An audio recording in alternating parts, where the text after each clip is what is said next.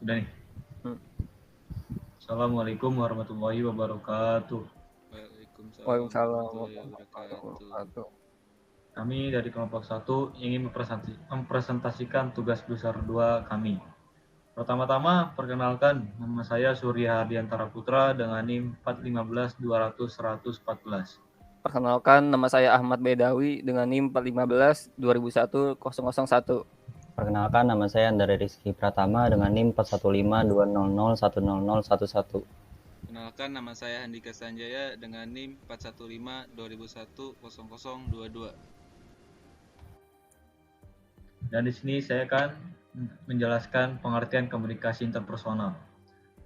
Komunikasi interpersonal adalah komunikasi yang terkandung dalam tatap muka dan saling mempengaruhi, mendengarkan, menyampaikan pernyataan, keterbukaan, kepekaan, yang merupakan cara paling efektif dalam mengubah sikap, pendapat, dan perilaku seseorang dengan efek umpan balik secara langsung. Komunikasi interpersonal oleh De Vito dalam Delivery 1991 didefinisikan sebagai pengiriman pesan-pesan dari seseorang dan diterima oleh orang lain atau sekelompok orang, dengan efek dan umpan balik secara langsung. Selanjutnya, bahwa komunikasi interpersonal individu selain menunjukkan perhatian juga menunjukkan seberapa jauh perhatian itu diberikan. Semakin besar interaksi interpersonal yang ada, menunjukkan semakin besar perhatian seseorang pada orang lain yang diajak komunikasi. Sebaliknya, semakin sedikit komunikasi interpersonal yang terjadi, semakin kecil orang memperhatikannya. Yang perlu diperhatikan dalam komunikasi interpersonal. Dari beberapa pengertian tentang komunikasi interpersonal di atas, ada beberapa aspek yang harus diperhatikan dalam menerapkan komunikasi jenis ini, yaitu tatap muka, mendengarkan, keterbukaan, kepekaan, dan umpan balik secara langsung. Antara lain yaitu 1. Tatap muka. Seseorang merasa dihargai bila ditatap wajahnya pada waktu berkomunikasi. Walaupun ada beberapa orang yang tidak senang karena alasan budaya atau agama misalnya. Menatap seseorang biasanya antara 1 sampai 2 detik, kecuali ada hubungan yang dekat atau ada alasan tertentu. Dengan melihat raut muka orang yang Anda ajak berkomunikasi, kalau dalam proses pembelajaran dengan melihat raut muka peserta diklat, mahasiswa atau murid, Anda dapat secara langsung mengerti apa yang sedang mereka pikirkan dan rasakan.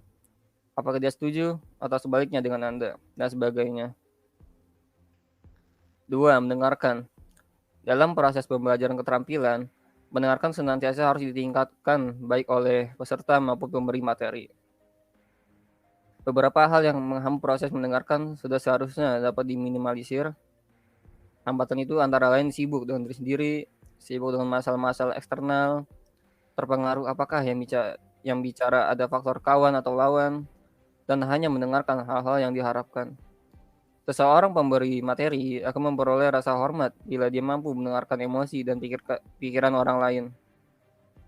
Jika dia mampu mendengarkan dengan penuh perhatian untuk segala sesuatu yang dikatakan, akan menjadikan dia semakin berkualitas. Mendengarkan membutuhkan sikap rendah hati dan jiwa besar dalam kualitas diri yang cerdas, bertoleransi, berempati, dan melayani. Pendengar yang baik pasti mau mengetahui apa yang dipikirkan orang lain. Biasanya seseorang pemberi materi terbaik selalu menyimak dengan cerdas tentang apa yang dikatakan orang lain. Dan bila apa yang didengarkan masuk akal baginya, maka dia akan menjadikan sebagai pengetahuan untuk mengembangkan ide-ide kreatifnya. 3. Keterbukaan. Keterbukaan dan spontan mencerminkan pikiran positif dalam berkomunikasi. Keterbukaan hati dan telinga penuh kesadaran, mendengarkan baik yang terdengar maupun yang dirasakan. Keterbukaan diri terhadap orang lain, kebersamaan dan hubungan, keterbukaan terhadap kesepakatan dan tidak mudah memiliki konflik. 4. Umpan balik. Umpan balik adalah masukan atau pendapat orang lain tentang kita, berdasarkan pengamatan dan perasaan orang tersebut waktu berinteraksi dengan kita. Dalam komunikasi interpersonal harus ada keseimbangan antara komunikator dan komunikan sehingga tidak ada yang mendominasi. Di sini saya akan membacakan pengertian komunikasi dalam organisasi. Komunikasi dalam organisasi merupakan bentuk pertukaran pesan antara unit-unit komunikasi yang berada dalam organisasi tertentu. Organisasi terdiri dari unit-unit komunikasi dalam hubungan-hubungan hierarkis antara yang satu dengan yang lainnya dan berfungsi dalam suatu lingkungan. Komunikasi organisasi melibatkan manusia sebagai subjek yang terlibat dalam proses menerima, menafsirkan, dan bertindak atas informasi. Menurut Wirianto, komunikasi organisasi adalah pengiriman dan penerimaan berbagai pesan organisasi di dalam kelompok formal maupun informal dari suatu organisasi. Komunikasi formal adalah komunikasi yang disetujui oleh organisasi itu sendiri dan sifatnya berorientasi kepentingan organisasi. Isinya berupa cara kerja di dalam organisasi, produktivitas, dan berbagai pekerjaan yang harus dilakukan dalam organisasi, misalnya memo, kebijakan, pernyataan, jumpa pers, dan surat-surat resmi. Adapun komunikasi informal adalah komunikasi yang disetujui secara sosial. Orientasinya bukan pada organisasi, tetapi lebih kepada anggotanya secara individual. Bagaimana mengimplementasikan komunikasi secara interpersonal dan komunikasi dalam organisasi? Cara mengimplementasikan komunikasi secara interpersonal dengan mudah. Salah satu contohnya dalam kehidupan sehari-hari. Komunikasi interpersonal akan melibatkan orang lain di dalamnya, seperti pada saat berbicara di depan umum atau saat presentasi, dan ada yang bertanya saat sesi pertanyaan di ruang kelas. Semua itu dilakukan diri sendiri, bersama sang lawan bicara. Untuk berkomunikasi dalam organisasi, kita harus memiliki keterampilan untuk berbicara dengan benar, karena berkaitan juga dengan kerjasama yang nantinya melibatkan anggota dalam organisasi.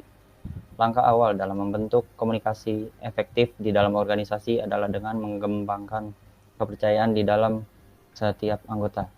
Mengimplementasi komunikasi dalam organisasi mungkin memang lebih susah dibanding dengan komunikasi secara interpersonal. Untuk bias berkomunikasi secara aktif dalam interpersonal dan dalam organisasi harus dibiasakan dalam kehidupan sehari-hari.